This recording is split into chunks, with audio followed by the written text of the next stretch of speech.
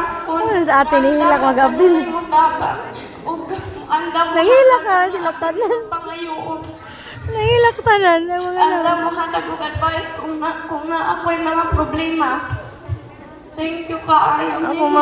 ang mga graduate. I also wanted to say thank you to my classmates who are always there to support me. We shared a lot of special memories together. So many Nagsibon. laughs, jokes, and unforgettable moments. Nahilak Whether na. it was playing during recess, collaborating on projects, or just being there for one another. Each of us made this year special. Samtang magpadayon kita sa atong tagsa-tagsa nga mga dalan, hinaot ko nga dili ta magkalimtan ay, o unta dili nga to kalimtan ang mga higayon nga nagkauban ta. Bisan pa man, ug naantay mga misunderstandings, like away-away, sungog-sungog, ug unsa pa dira. Pero normal lamang yun nga ikana. Ang importante, magkasinabot ihapon ta.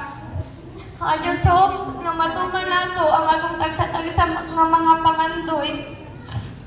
I also wanted to say thank you to my friends. You have been the one who stood by me. Amo ang kanunay magpakatawa. Anda mo tabang nako through the toughest time. We have just shared a lot of special moments of joy, working together, laughing together.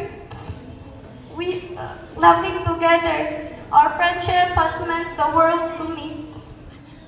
Inyo kong gisuportahan sa bamaagi nga dili na ko makalimtan.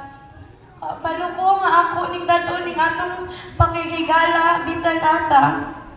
Thank you for always being there, lifting me up, and for sharing kindness, smile, and especially love to me.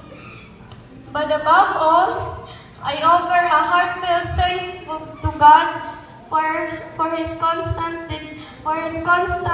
presence, love, and the endless opportunities He has given us today. We are not just celebrating an academic achievements, but the beautiful reality we are walking forward hand in hand with Him into the future. Once again, let's make goodbye to our old selves and say hello to the new we. But always remember, be improved and productive. Once again, thank you and congratulations, Class 2024-2025.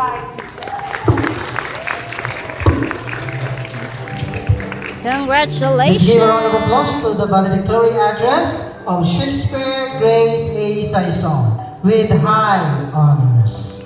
Thank you so much, Shakespeare. You are now a graduate.